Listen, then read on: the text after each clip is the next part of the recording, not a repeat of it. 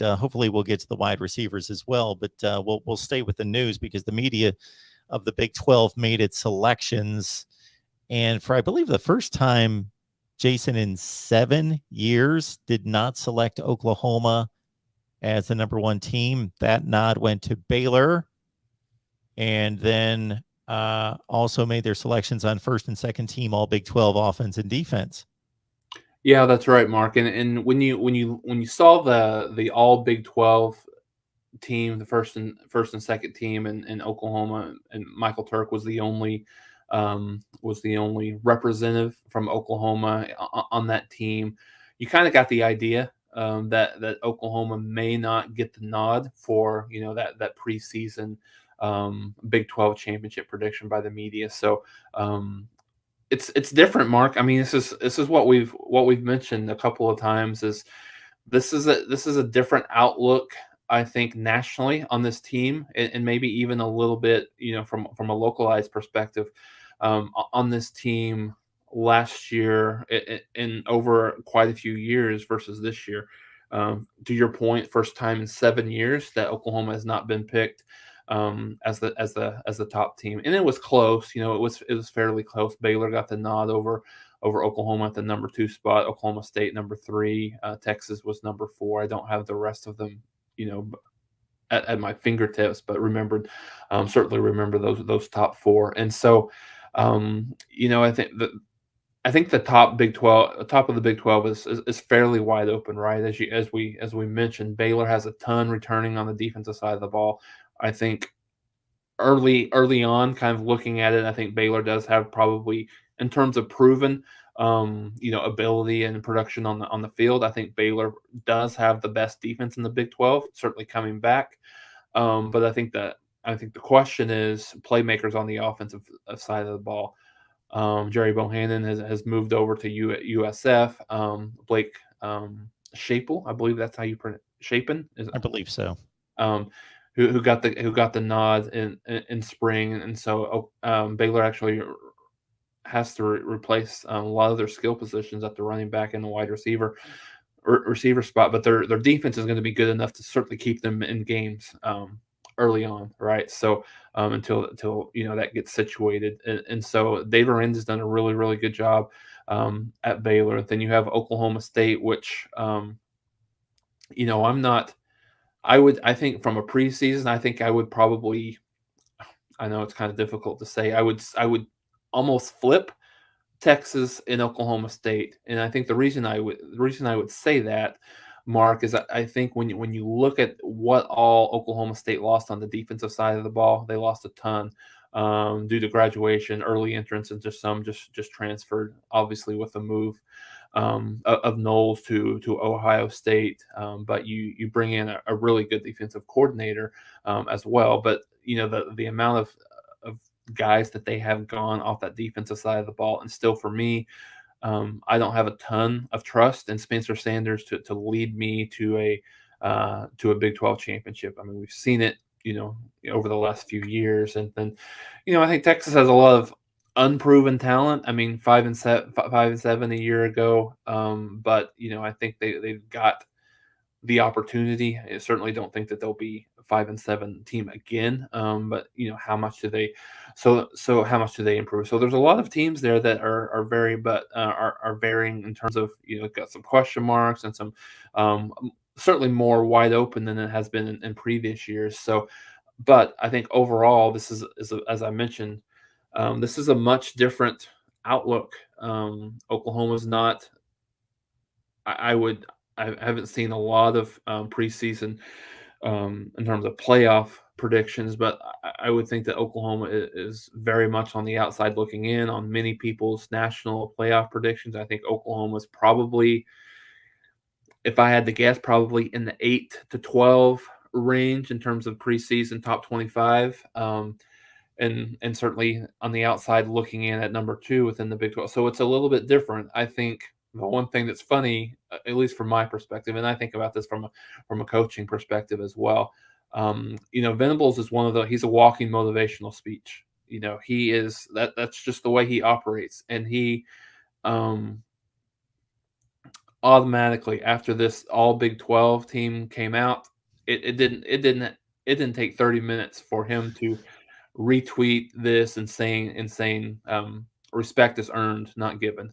And so, I mean, I don't know that. I mean, publicly he's not going to take it as a slight, but you better bet that he's going to use this as motivation through all fall camp, to get these guys ready and get them juiced and get them excited to go. And I'm certainly behind closed doors he'll play that disrespected card with not only that but the Big 12 as well.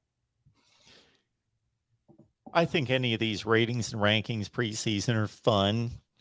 At the same time, even the postseason all conference teams, I kind of raise an eyebrow to, especially at certain positions. So you can take your quarterbacks, running backs, wide receivers in particular, and even if you didn't watch 1 minute of football, you can look at the stat sheet and give a reasonable selection.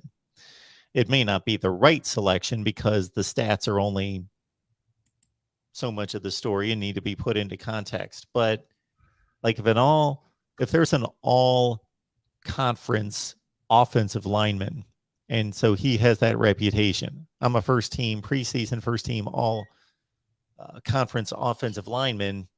And then who really knows about who's voting at the end of the year, whether he played up to those expectations? I got to think very few people in the conference really know how well did that player perform versus how much of this is just reputation, and especially in the preseason. Right. Yeah. No. It's very much the case. I mean, I think the one thing, and here's the crazy part, Mark. I listened to a few people kind of talk about this, and I tend to agree. And a lot of people here probably aren't going to like me for saying this, but when you look at this team coming into the season, and you look at some of these all Big 12 selections, I don't necessarily have a huge problem with it. Um, I think the one area that I might would challenge is Spencer Sanders as all the Big 12. I mean, but I think to a certain degree, because I think when it's all said and done, I think you're going to see probably a couple of kids that perform better than him. If Oklahoma's going to have 9, 10, 11 win season this year, Dylan Gabriel is going to have to be really good for them, right? So, and he's going to put up a ton of stats in this Jeff Levy offense. So, but again, he's not played a down of Power 5 football in his career. So I can see where, from a media perspective, that they don't necessarily want to put someone in that's unproven. I could even see Adrian Martinez at Kansas State, putting up a little. Of course, he's kind of got the same thing that Spencer Sanders has, is he can be great 1 minute and then he can just, turn the ball over in rapid fashion. But you also have a kid like JT Daniels at Yep. West Virginia, that he is very, very much proven. So I think that's the one thing that you could say. I think if you're wanting to nitpick, I think probably Marvin Mims is a guy that Oklahoma people would think that might have been there as an all Big 12 wide receiver. But you look at the group there. You got Quentin Johnston from TCU. You've got Xavier Worthy from Texas, and I'm trying to think of the third one that was on there. I don't have it at the top of my head here. I can't remember, but you've got at least in those two, you've got two very solid wide receivers. There where you could see a situation where Mims was left out. Yeah, the redshirt senior Xavier Hutchinson from Iowa State. That's right. Yeah, he's obviously been around, but he's been very productive at Iowa State. He's one of the few guys that has a lot of production that's coming back on that team. So yeah, I mean, I think it's bizarre. I think when you look at it at a macro level, right? When you look at the all Big 12, and Oklahoma doesn't have a single participant on the offense or defensive side of the ball. I mean, I think when you look at it at that level, like, you want to be upset. You want to be, feel like that Oklahoma got shaded a little bit, but in terms of, just when you start drilling down on it a little bit and start looking at the individual players, you don't have a ton of problem with it. Yeah, if these writers are consistent, that is possible to have the second best team in the conference. So they lost the vote 17-12 to Baylor for the media selection for the Big 12 championship. Had no offensive or defensive players on the first team. So that's not real consistent unless we would go to, I haven't been able to find the second and third teams if those were released. No, it was just the first team. It was just the first team, because if you went second and third teams, then it would make no sense unless Oklahoma was flooding the second and third teams. Mm-hmm. Yeah, completely agree.